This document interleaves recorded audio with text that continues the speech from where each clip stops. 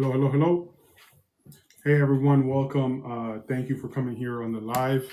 Today, we're going to discuss NATO, U.S., and what's going on in the world. Like right now, I've seen that there's a lot of issues with, and this is just my perspective on the U.S. and NATO. Right, we're seeing that there's a lot of issues with NATO. NATO's fracturing the United States government, like the United States president, he's seeing some of the fracture. And then we're also seeing some stuff from neighboring countries, how some of the NATO alliances and some of the EU European countries haven't reinforced the United States when it comes to NATO U.S. relations. And one thing that many people in NATO, many of the members of NATO, European countries need to understand is that NATO needs the U.S. Right? Without the U.S., NATO is fractured. Right now, what we're seeing is that many of the European leaders don't want to align directly with the U.S. Right now, that could be for many different reasons. They're scared of the Iran conflict. They're scared of oil prices. They're scared of many different things. We've seen that when it comes to the Caribbean, with Haiti and DR at the border. The 12 stages of the border, 12 boundaries of the border have issues. But when it comes to NATO, we're talking about multi-billion, multi-trillion dollar defense budget. We're looking at on the U.S. budget side, roughly between 400 to 600 billion dollars per year. And we're seeing countries like Spain, who recently, the prime minister of Spain, who is not contributing, and Spain who's not contributing as much, even though they're having a country with, with a good economic result. So we're starting to see a fracture of NATO with the old system. And what we have to start seeing is how we can essentially, with the new system, right? How do we align these perspectives from the old system to the new system? And that's something I've discussed quite frequently with many folks over the years. Is that when it comes to the old system, it's something that has to change, because we've seen from the U.S. side in Israel, now they're fully engaged with Iran. The Strait of Hormuz, as we all know, is produced around 20% of the world's oil. So what does that mean for us in the Western Hemisphere, right? What does that mean? What does that mean for us in the Western Hemisphere? And what does that mean for those in the Eastern Hemisphere? For us in the Western Hemisphere, that means higher oil prices. It means, obviously conflict, economic challenges. And in the Eastern Hemisphere, it means a whole bunch more issues, because if the prices are increasing in the Western Hemisphere, you could believe and know that in the Eastern Hemisphere, things are going to be very differently. And that all starts with Europe, right? The European Union and NATO have to really understand what's going on in terms of like the geographic point of view of where does the U.S. stand at this point in time. We've seen it with the Biden administration, where the Biden administration, they took weird stance, right? When it comes to Europe, they were very aligned with Europe. Very few benefits for the U.S. side, especially in terms of the Ukraine situation, right? We've all seen that. We've all seen it where, when Biden and Obama, they gave a lot of concessions, a lot more concessions than we should have ever given, right? To Europe and to UK and to the Ukraine wars, right? Thank you guys for being on my live. I'm a former U.S. Marine, and I'm talking about NATO and geopolitics today. And so what's going on with Spain? What I'm seeing from Spain, and specifically Sanchez, the prime minister or president of the Spanish government, is that he's making a lot of concessions against the United States. For one, he blocked off the airspace for the United States planes, right, aircraft, to go into Spain and do a counterattack strategy against Iran. Now, specifically, we don't know all the details of why he did that, but it just seems very bold that a NATO ally and an EU member would go this aggressively against the United States, right? If you guys know why he would do that, let me know. But I'm looking at this from the geographic perspective as a former U.S. Marine and somebody who worked with the Navy, the U.S. government, and former governments as well. Why would a NATO member, a European ally, right, and also a NATO member go against the United States when it's against the benefit of the EU and NATO? It just seems contrary to me against what NATO is about, right? And then we've seen it with the UK Prime Minister, Starmer, right? You guys, thank you for sharing that. He's also like taken a weird, like, backwards position. He's not fully engaged, right?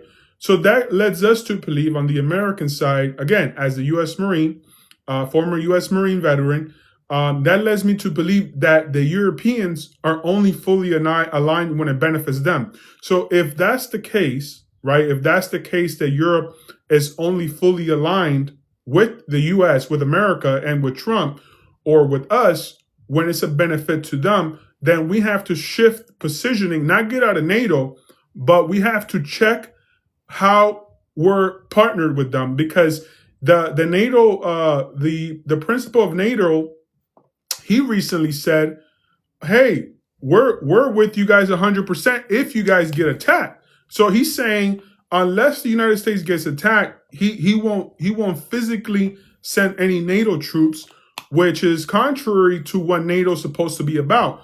NATO is not supposed to be a countermeasure of once we get attacked, you join. No, NATO is supposed to be once America's engaged or once Europe is engaged, you join. We're not supposed to ask you. It's like if you're going to a street fight and somebody punches you in the face. Oh, no, we're not going to hit your enemy once he punches you in the face. We're only going to join the fight once somebody else joins the fight, and it's 2 against 1.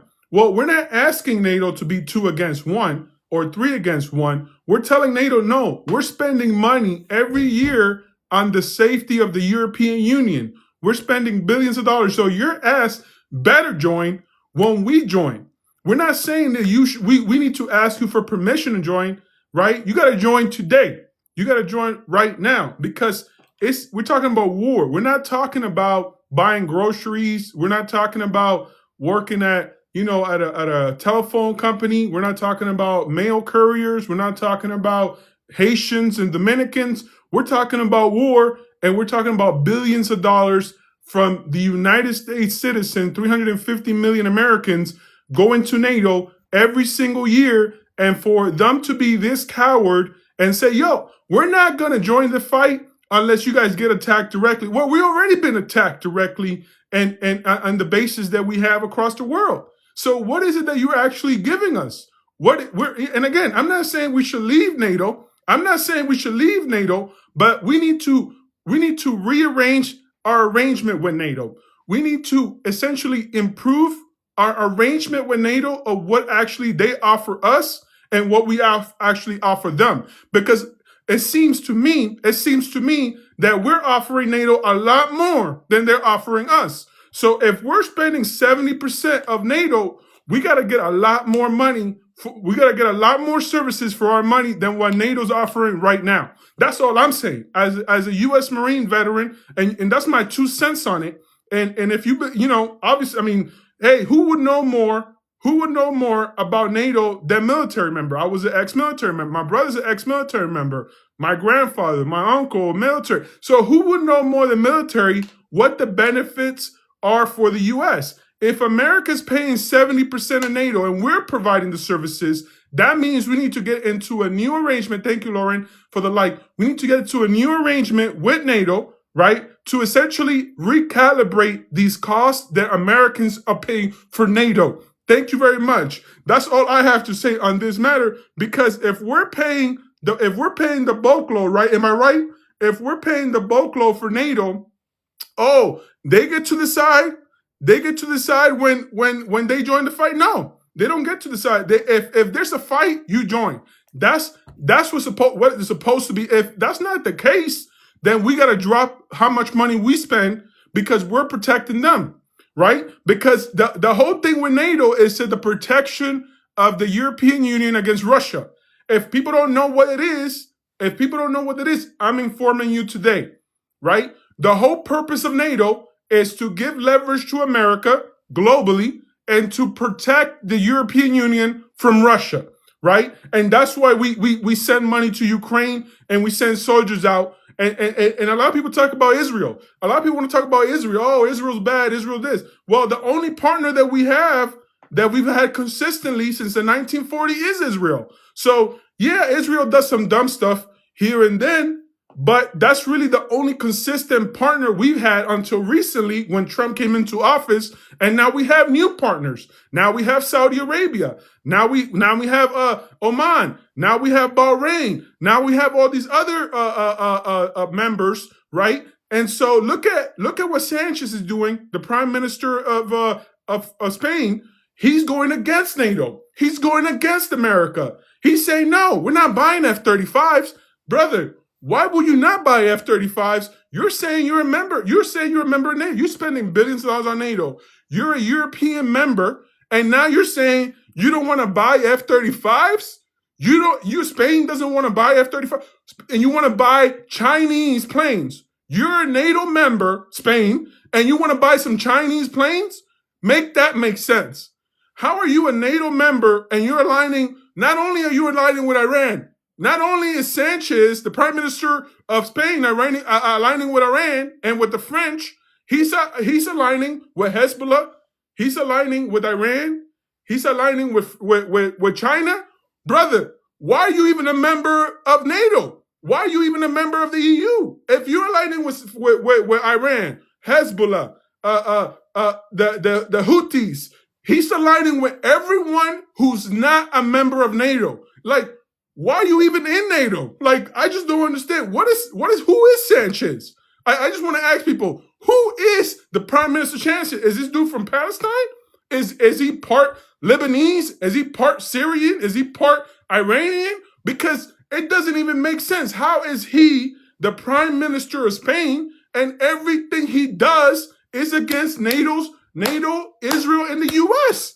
You can't be that stupid. Either you stupid or you purposely with the other side. Either you stupid or you with the other side. You can't tell me that Prime Minister Sanchez, he's stupid. He's not stupid. He's smart. How did he become Prime Minister? He's not stupid. So he's either part of Iran, right? Because even the missiles that they're sending, right, to the allies of America has his name on it. Either one, he's not with the NATO, right? Or two, he's benefiting of what's going on in the war. You can't be a member of NATO and then say, oh, no, you know what? F NATO, F the US, F Israel. Brother, what stance is that? You're the Prime Minister of Spain. That's the European Union. That's part of NATO. How is Prime Minister Sanchez talking about, oh, no, listen, I'm against the US, but at the same time, he's against Israel, and at the same time, he's against NATO, and at the same time, he's against Turkey, and he's against everybody in NATO but Iran and Hezbollah. Like, how does that even make sense? How does that even make sense? How are you the Prime Minister of Spain, and then you allied with France only, the only NATO that we even seen? Because guess what? The King of Spain is not really Spanish. And this is the crazy part that nobody even talk about in Spain. Nadie quiere hablar esto en España. El rey de España no es ni español. Es de tipo de Francia. So we got two traitors in the European Union that everybody can see clearly right now. We have the King of Spain and we have the Prime Minister of Spain. Two traitors in the European Union that are part of NATO. So tell me, why are these guys part of NATO? To me, it seems like they're part of NATO just to collect information, intel. Because why else? Why else would they be part of NATO if not to collect information to give it to the enemy? Because if everything you say, you close off U.S. airspace to Spain, you close off, you don't buy F-35s, you align with Iran's mission, You go against Israel. You go against NATO policies. Hey, either I'm slow or there's something somebody's not telling us. There's something that somebody's not telling us.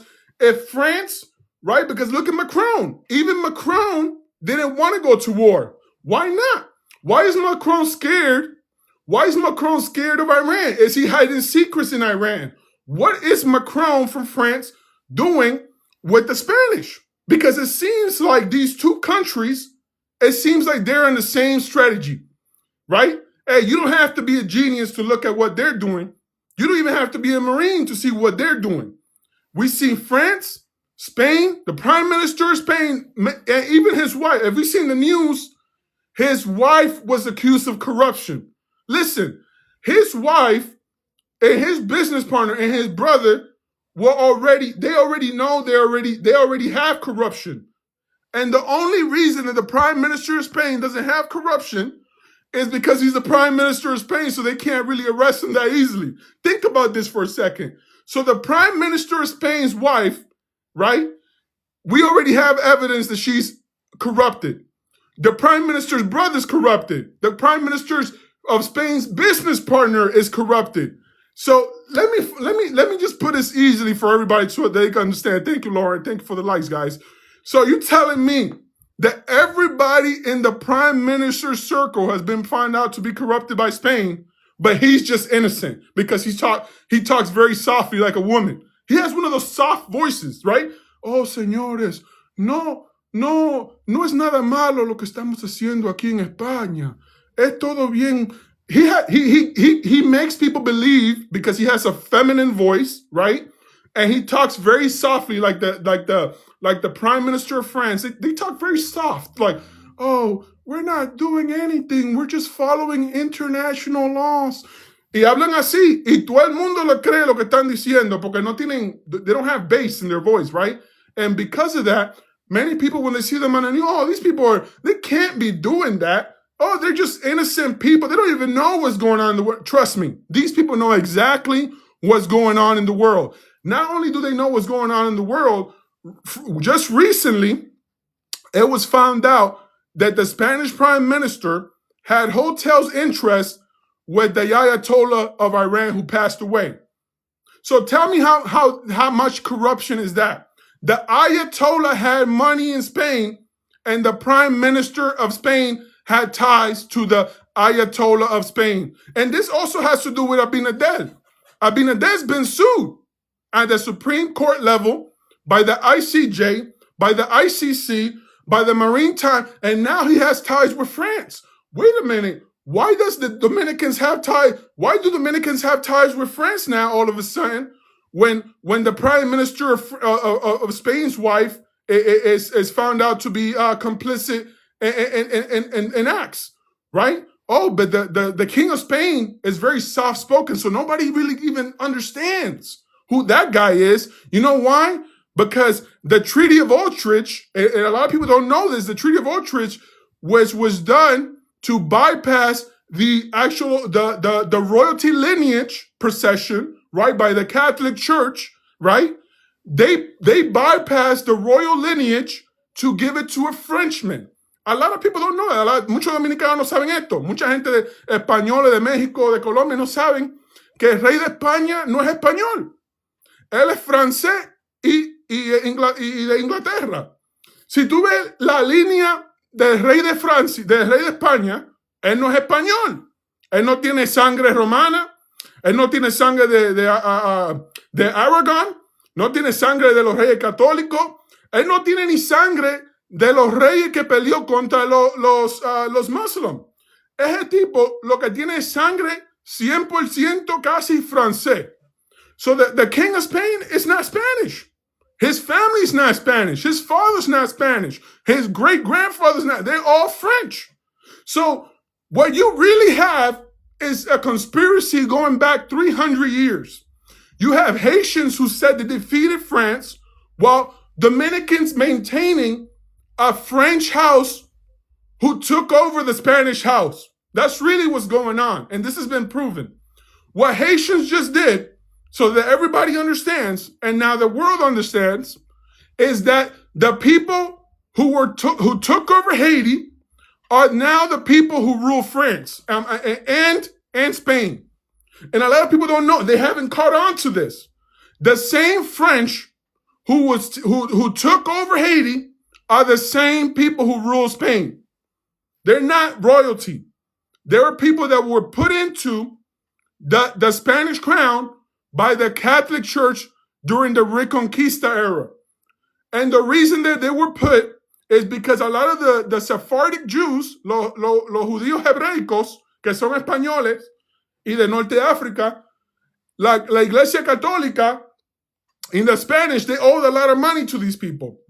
And because of this, the Spanish, right, the Catholic Church removed these people because they were mixed blood. They kicked them out of Spain and they send these people to the Caribbeans. So what we have nowadays is we have a fake Spanish monarchy that controls not only Spain, but it also controls France. And so the people who are actually in control of France and Spain are same family line. And a lot of people haven't caught on to that. They're the House of Bourbon, right? They're the House of Bourbon. It's a fake Spanish royal house. And you can look this up. Who is the great-grandmother of el Rey de España?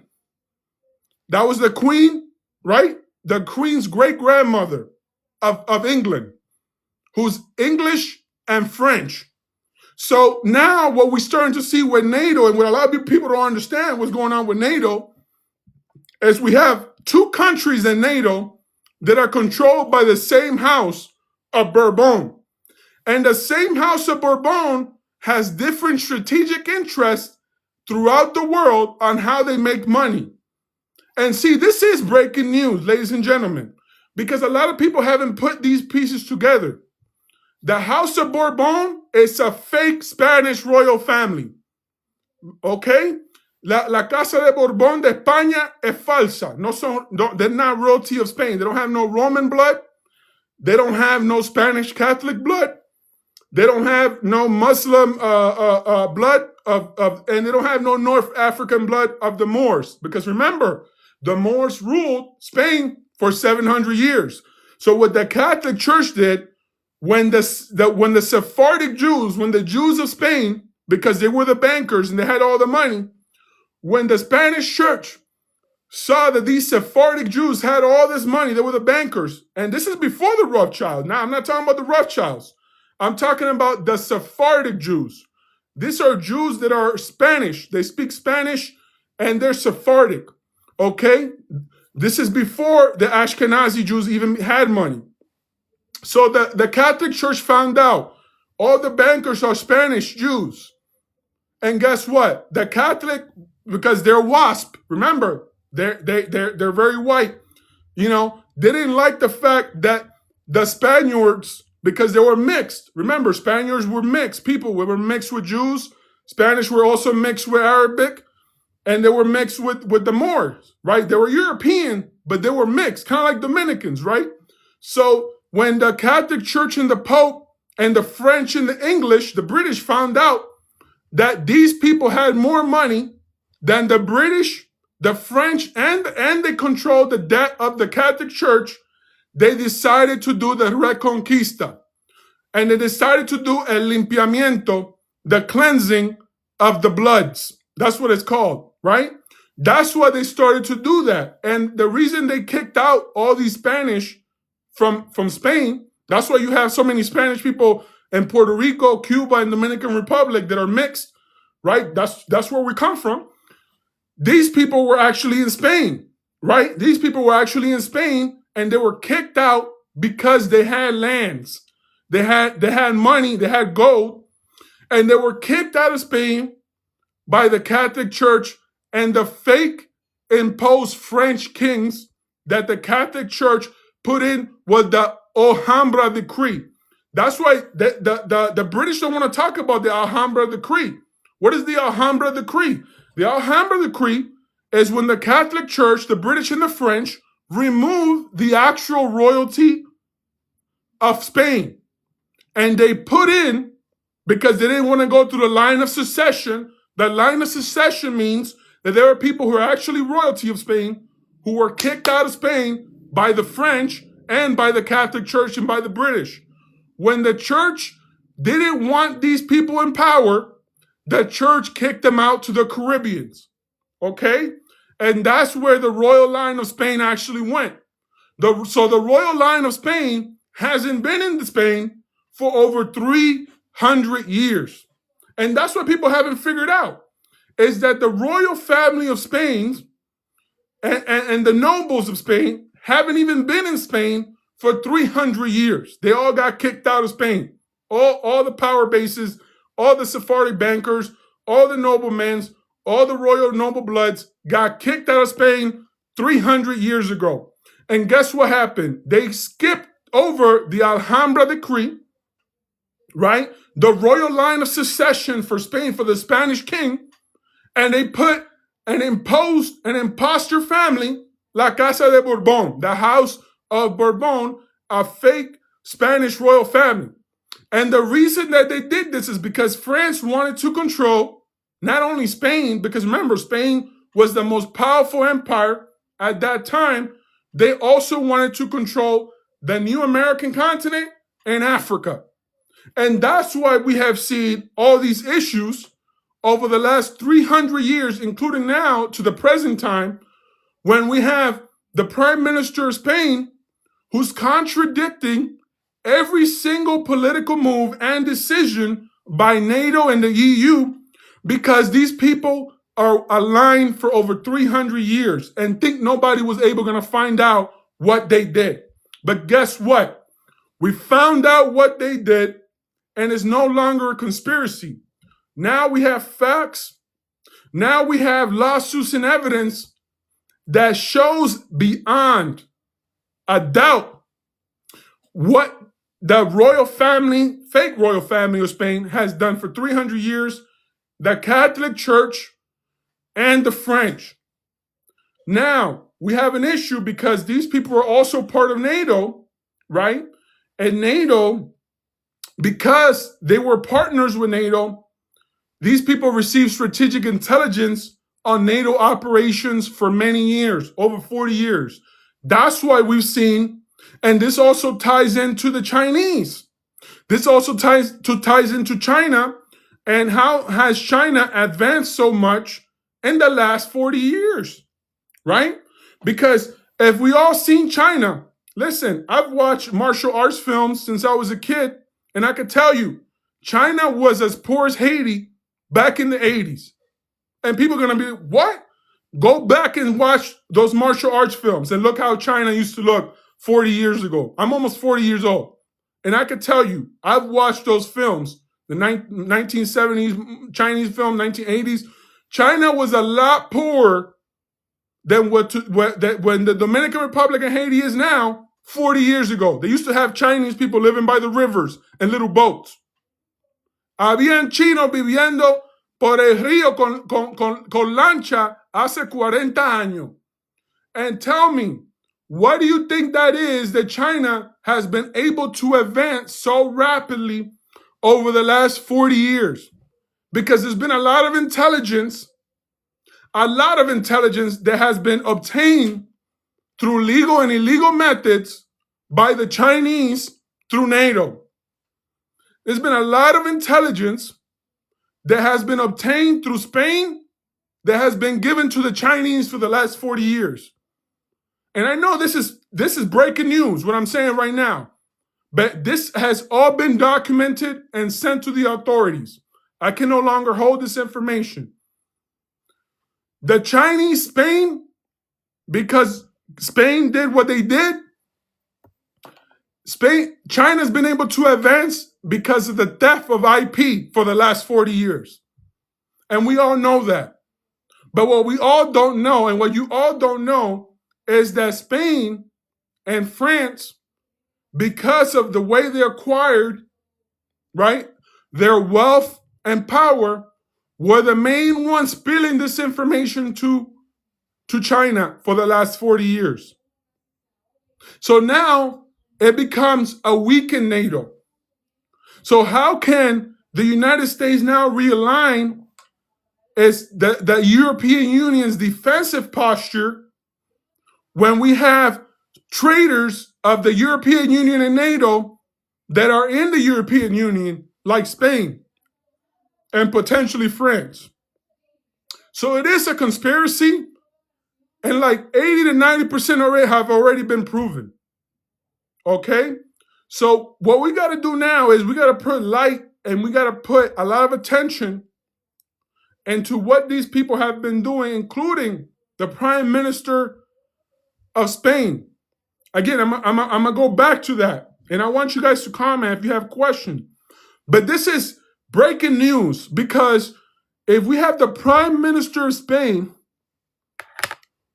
who's going against the treaties and agreements of the United States of America and aligning more with Hezbollah and aligning more with Iran and aligning more with the Houthis than aligning with Israel and the US and NATO, we have a serious national security, we have a serious international problem. Because if the Prime Minister is still a member of NATO, is he receiving information to give our enemies of the US? And is he spreading that information out? So now we have to watch what he's doing. Because if he doesn't want to be a member of NATO, that's fine. He should say, look, I'm against you, the US and Europe and NATO, and I want to be taken out of NATO. But at the same time, he has shown that he doesn't want to be, guys, I'm on here. He's shown that he doesn't want to be a member of NATO because, for one, Spain doesn't even pay the full percentage of the cost of being a member of NATO. Spain has removed access from the United States of America, right? Bases and aerial access to land in Spain. So this is what I have to say, is that we have to find out, we have to question, and we have to start asking questions about what is Spain's position with NATO? What is Spain's position with Iran? What is Spain's position with the Houthis and with Hezbollah and with Iran? Because we even started seeing that Spain and the Prime Minister Sanchez's name started appearing on some of the missiles.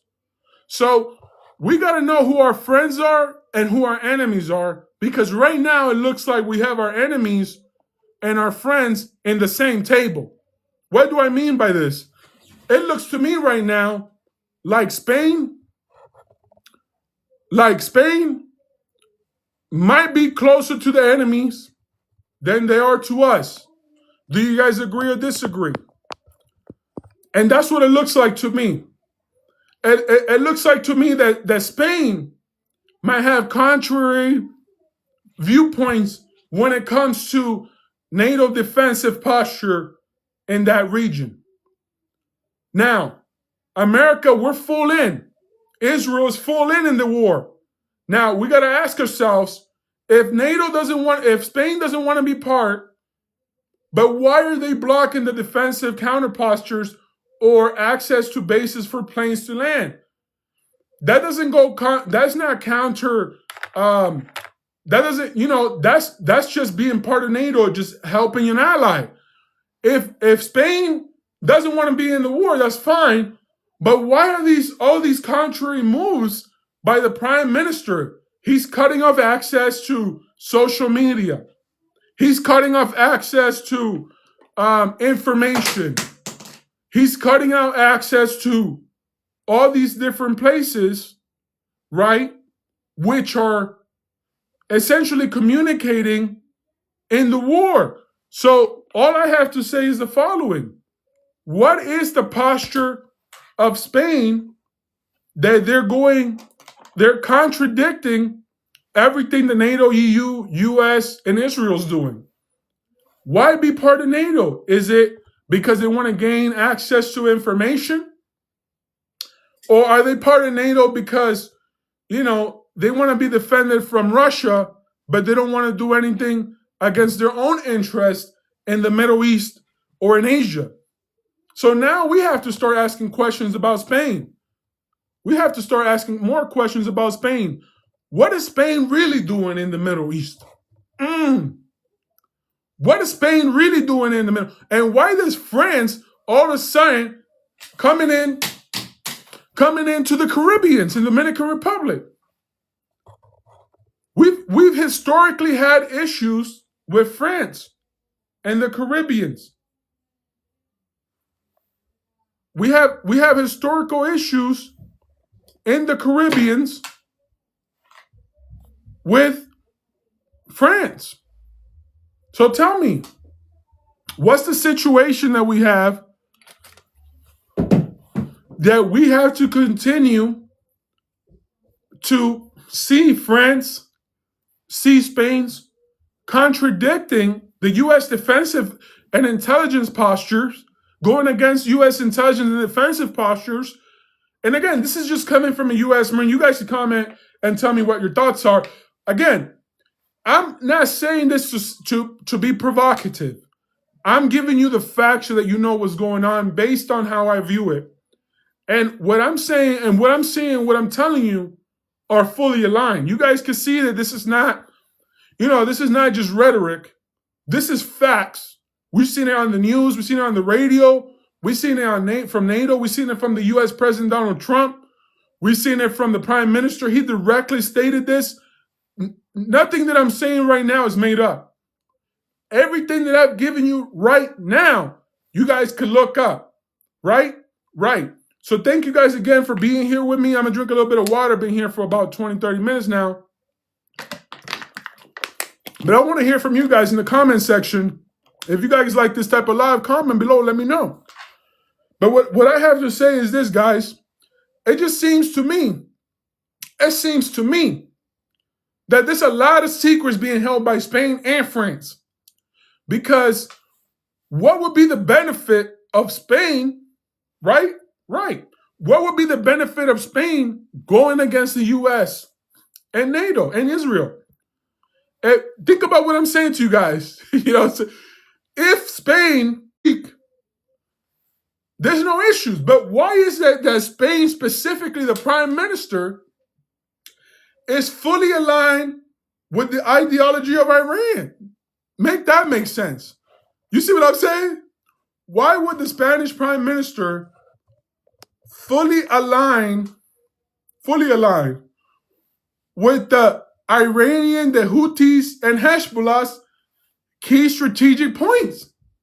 That doesn't make any sense to me. Does it make sense to you guys? I just want to understand where you guys are coming from. But to me, I'm looking at this from, again, a military perspective. I'm looking at this from a business perspective. I'm looking at this from an educator's perspective. What the Spanish Prime Minister is doing doesn't make any sense to me. Do you guys understand what I'm saying? It's why in the world would a prime minister of a country ever even take that posture? That doesn't like if I was the prime minister of Spain, I wouldn't even talk about half the stuff that he's talking about. It just doesn't make any sense. You guys understand what I'm saying? It just doesn't make any sense. And for the prime minister, right, and for the U.S. Now the U.S. said we don't need Sanchez. We don't need Prime Minister Sanchez. We never needed Sanchez. We never needed Prime Minister Sanchez. But the point is not if we need Sanchez or not. The point is, what exactly is going on with Spain? Right? Why is Spain going against buying F-35s? A shout out to you guys for coming on my live. I appreciate you guys being here with me today. Sherry, thank you very much. You guys like and share the live if you like this kind of content. So again, guys, hear what I'm saying. What I'm saying is this. If Spain doesn't want to take the posture that Israel and the U.S. saying, that's fine. That's not what I'm saying. I'm not saying that Spain has to take on the posture that the U.S. and Israel's taken, right? But what I am saying is, why would Spain go against NATO or the alliance of the EU, right? Because that's what it seems that Prime Minister Sanchez is doing.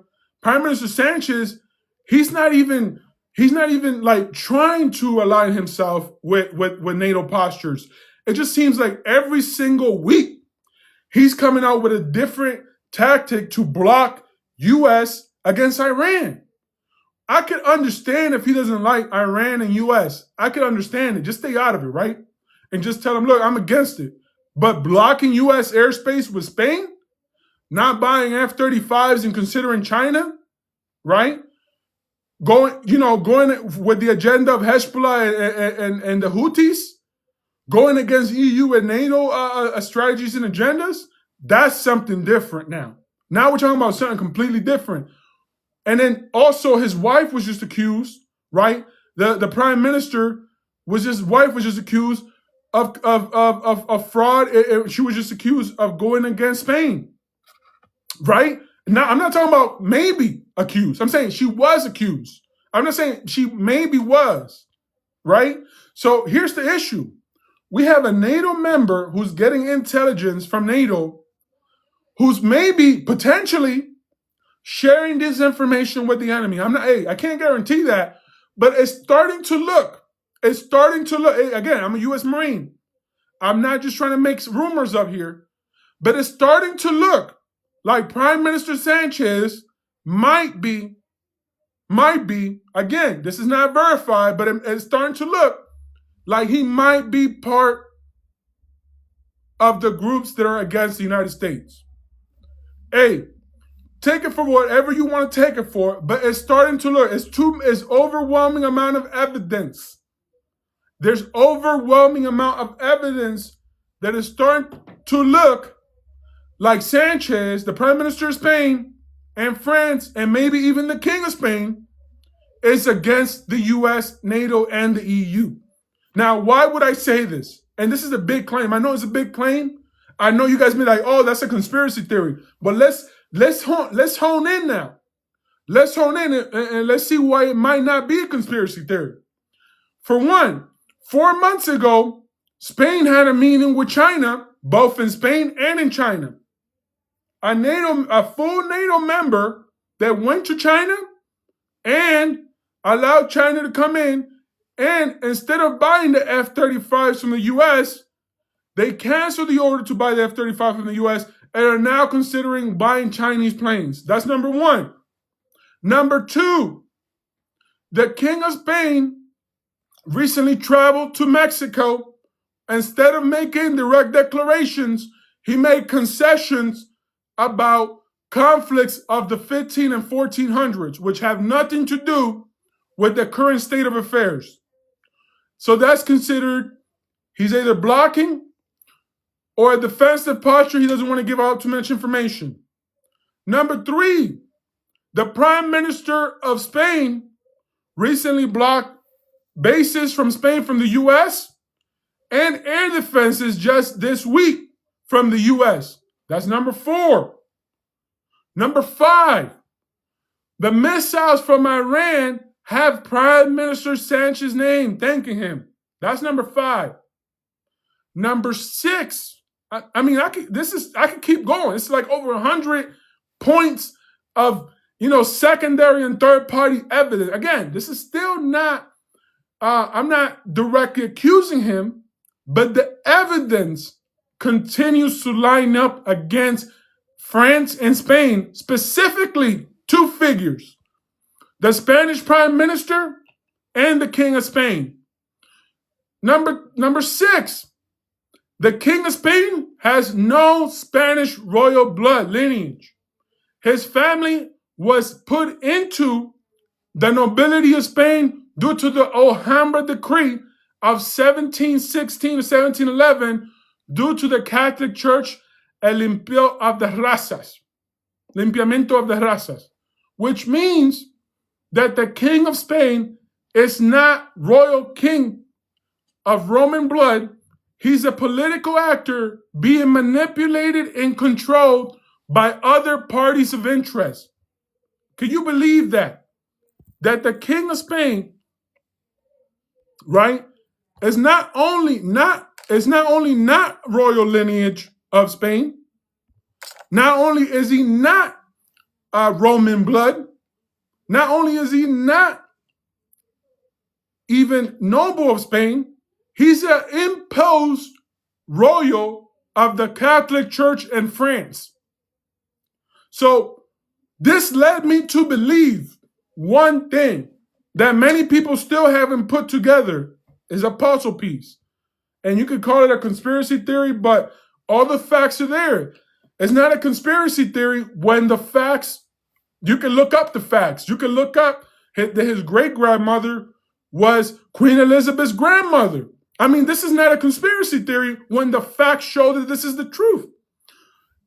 If the King of Spain is not the King of Spain, who is the real King of Spain? If the King of Spain is French, if Macron is French, if the Prime Minister of Spain is against the US, who's controlling these three people? Is it France or is it the Vatican Church? Because if we have three people that are being controlled, that are part of the Nato and the EU, who not really who they say they are, who is Macron, who is the King of Spain, and who is Prime Minister Sanchez? Because Prime Minister Sanchez knows that the King of Spain is a false. We know from evidence that he's not the King of Spain. We know from evidence that Sanchez is not a U.S. ally now. We're starting to see that. So this leads me to my next point. Who is really in control of the King of Spain, Macron, and Prime Minister Sanchez? Because if these guys are not the primary person making the decision, if they were put in by somebody else, who put them in? Was it the Catholic Church? Was it France who put them in? Who put in the fake King of Spain?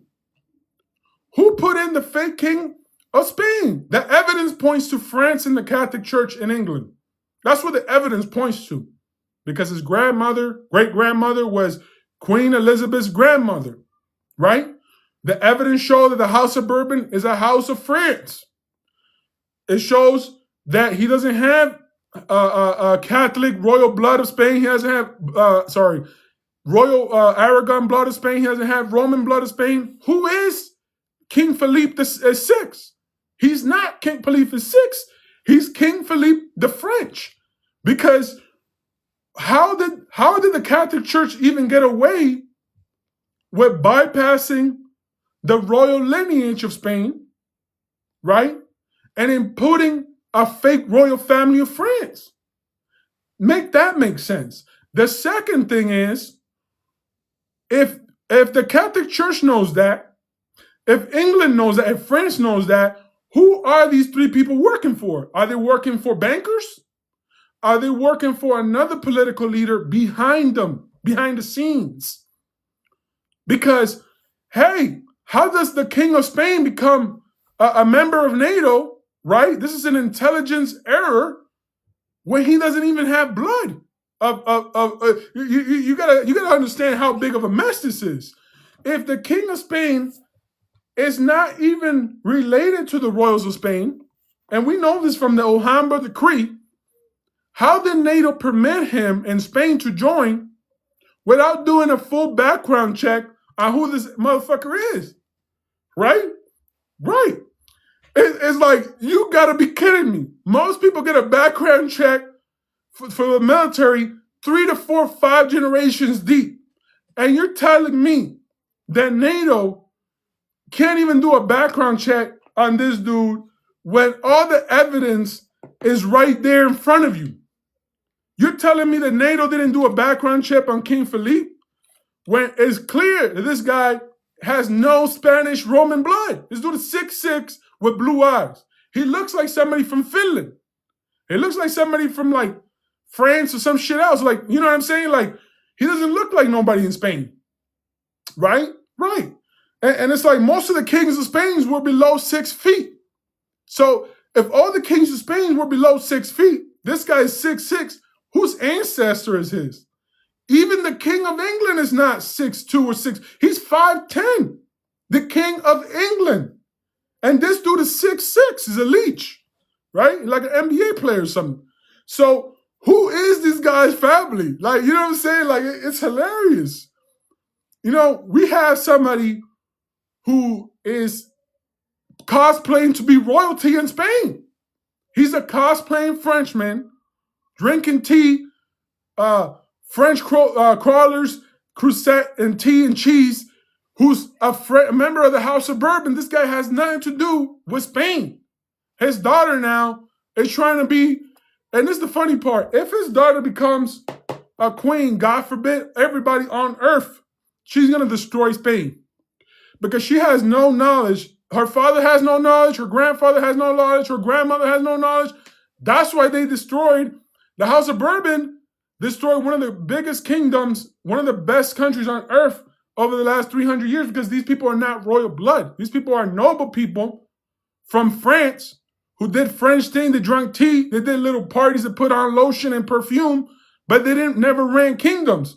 They're not a duke, not even a duke level royals of France. They were like not even captain level royals of France. They were like underlings of the nobles of France that were put into Spain because they didn't have no place for them in Spain. So they got, in France, so they got Spain, right? Right. So now we have a big conspiracy theory. We have a fake king in Spain, right? Right. We have a prime minister who's pretty much a traitor of the European Union and NATO of Spain. And we have NATO who's misaligned with the US. And that posture is completely misaligned because, listen, the amount of money that the US spends in NATO, they should be running to Iran with defensive posture. With the amount of money that we spend, in Iran and for NATO is for NATO not even to question America. The amount of money that America spends on NATO is for NATO not to even question who we're going to war with. This is how much money we spend on NATO. We spend almost 2 times what most of these European countries spent on NATO for their protection, not for our protection, for their protection. And now that's why I came up with the ECD, the Encarnacion Capital De-Risk Framework, but I came up with that for finance. As a U.S. Marine with a financial and business background, right, and teaching educational background. And I came up with the ECD framework. But the ECD framework was brought up so it could protect us against banking risks. But then I applied it to NATO, and I came out with something very interesting. That now, listen to this, guys. Now, we're fully able to reduce our costings by using the ECD by about 17 to 25%, which is pretty good. When we're talking about we're spending $400 to $600 billion a year on NATO, and most of that money is going where? Ukraine, and just the protection of EU. When we essentially pivot from that strategy and we make our partners fully more aligned, some of the partners that want more full protection, some of the partners that need it because of their proximity to Russia, or some of the partners that need a little bit less because they could have a stronger defensive posture. Now we have a solution that is more effective not only for the United States of America, but also more effective for the EU and NATO and for the US and for Israel, right? Right. So now we're in a situation where we're looking at Spain like, okay, Spain, what are you going to do now? You want to misalign with the US? You want to misalign with Israel? That's fine. But, hey, don't look at us talking about you want this and that. Well, you need something because we will remember you, Spain. We remember what you did.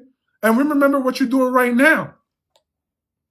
So, and this is for the Prime Minister of Spain. He wants to block social media access to people. Why does he want to block social media access? Because you know why? Because social media, they can't control social media like they control the news, right? Because the government can control the news and tell them, hey, don't publish that. But with social media, especially TikTok, Facebook, X, right? You can't block what people say on social media. So the Prime Minister of Spain, he wants to block social media for the teenagers. Guess why? Because teenagers are more active on social media and they learn more. They learn a lot faster than adults. So by the Prime Minister of Spain blocking social media, hey, a lot of the information about him is now blocked from 1/4 or 1/3 of his citizens. Right? Freedom of speech is blocked. And now he wants to put a program that if you're talking bad about Spain or the political leaders, he could get a score on how angry you are on Spain and the decisions and the laws and policies passed. Oh, but you didn't hear too much of that unless you were on social media, though, right? Well, guys, thank you very much for coming on the live today with me. I'm gonna have to end it short for tonight. I talked quite a bit. Thank you very much for coming on with me. It's been great, a pleasure. And I look forward to seeing you guys in my next live. Appreciate it.